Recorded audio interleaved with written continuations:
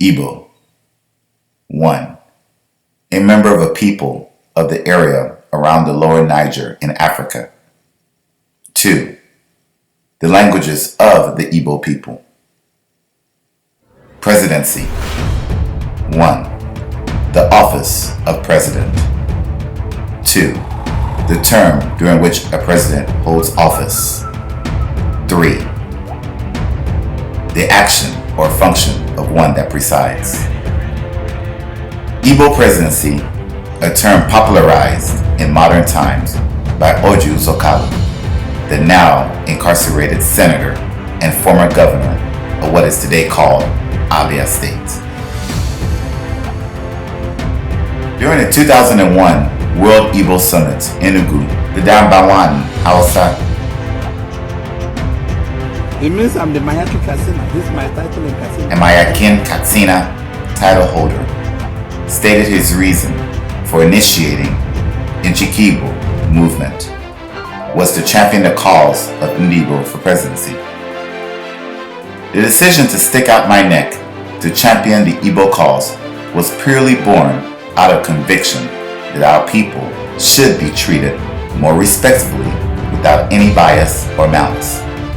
Ojikalu, putting the record straight. For those who may have forgotten, despite being a governor in the People's Democratic Party for 8 years, Kalu would form his own party, Progressive People's Alliance, and contest for the presidency, finishing supposedly fourth in the 2007 presidential election. His party will controversially win and produce 2 governors in Abia and Imo that would later recant. And 9 years later, Kalu would join the ruling APC, a party with hardly any presence in his state, losing in each of the military-created states of the former Eastern region.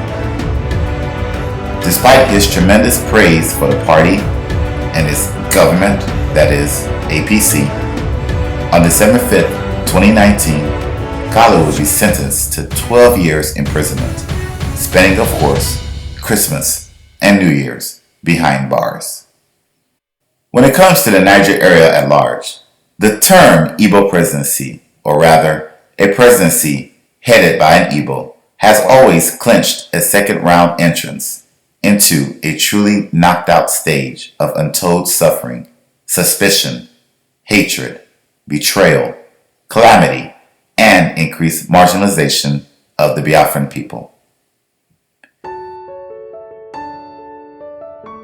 Igbo have had ceremonial presidents of the Niger area in the person of Dr. Nnamdi Azikiwe from 1963 to 1966, which only ended with a legacy of contempt in the Eastern region for Igbo and a one Nigeria compromising mindset in nearly all aspects of relations many Igbo till date have with Oduduwa and Adiwa nations.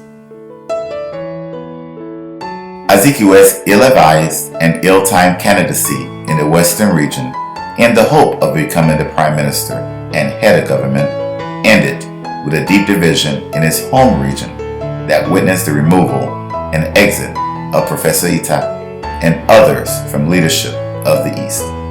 So far, not so good.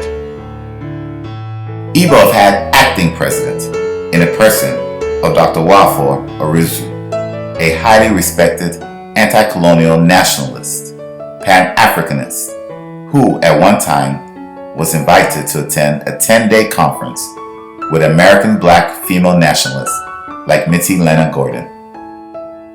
His apparent 92 days in power is today best known and summarized as a person who invited the then military to take over, despite accounts that implied Orizu's absolute hope in preserving again a united Niger area among regions whose leaders had not.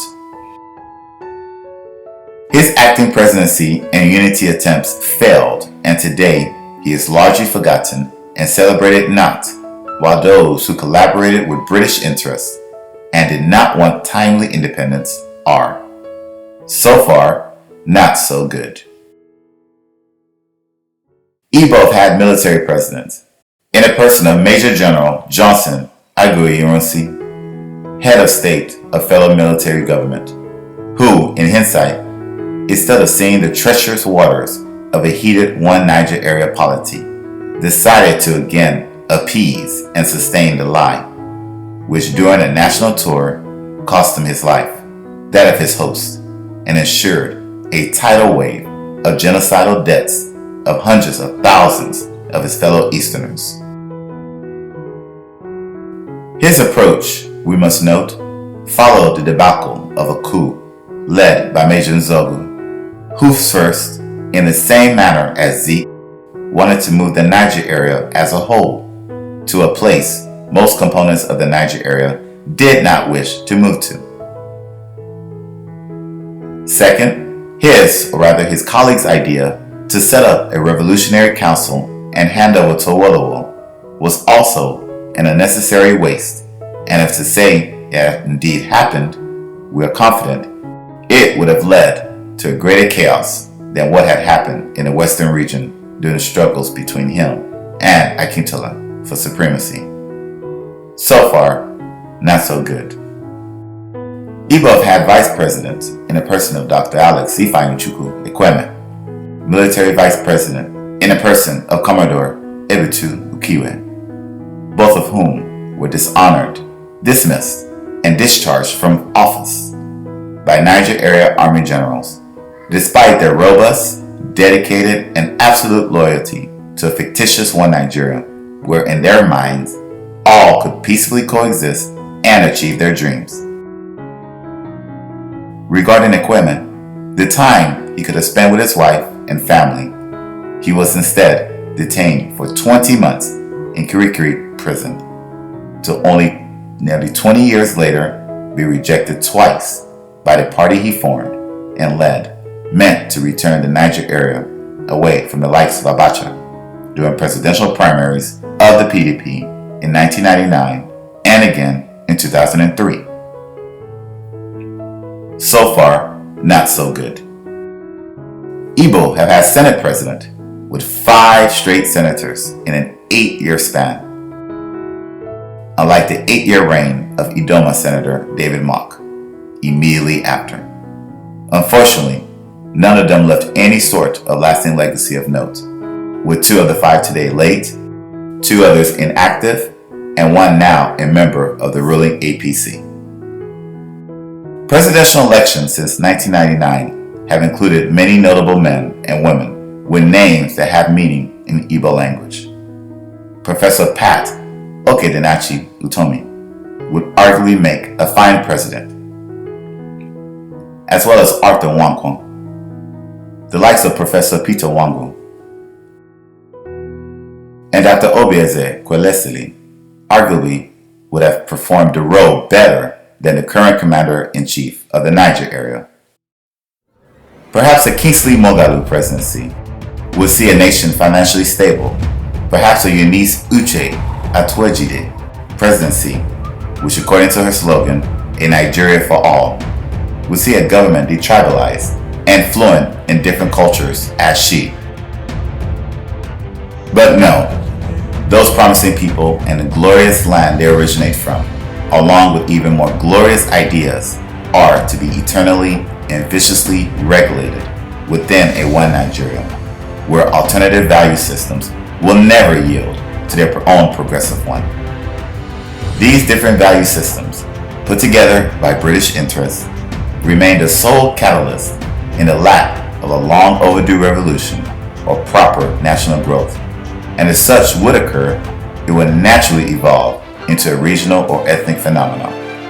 Likewise, the various so-called national governments and its leaders over the decades have equally evolved into the promotion of ethnic and religious hegemony over others, except of course, if that leadership came from the Biafran realm.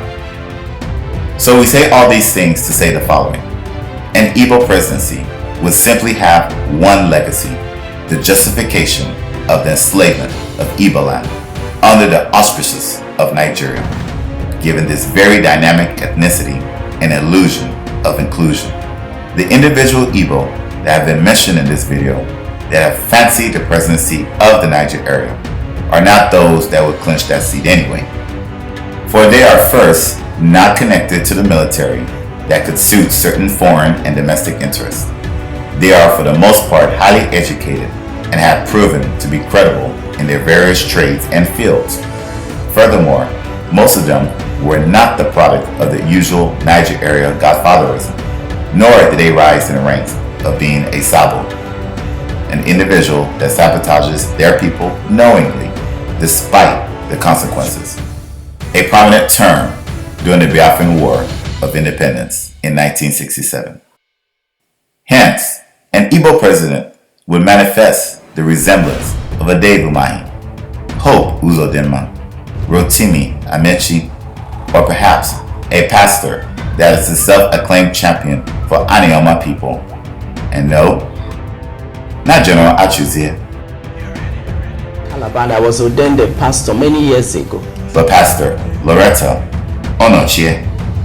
Imagine, generally, what type of presidency such a tenure would be.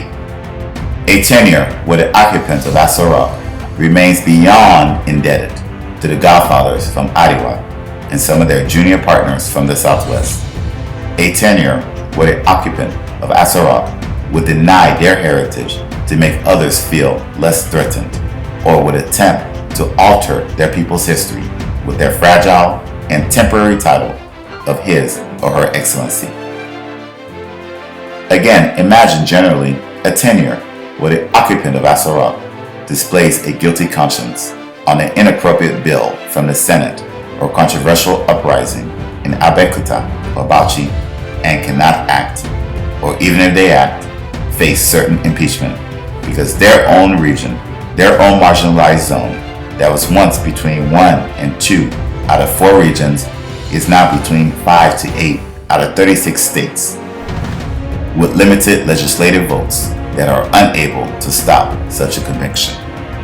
Such occupants would certainly become a do-nothing president if they are selfish or afraid to lose their seat, which predictably would lead to them losing their seat anyway, or such occupant would perhaps try to level the playing field, perhaps by mandating the creation of additional states from the so-called Southeast and South-South zones, the finalizing of functional world-class airports and seaports in the so-called zones, the redistribution of resources or positions based on merit or expertise, which would also benefit the so-called zones.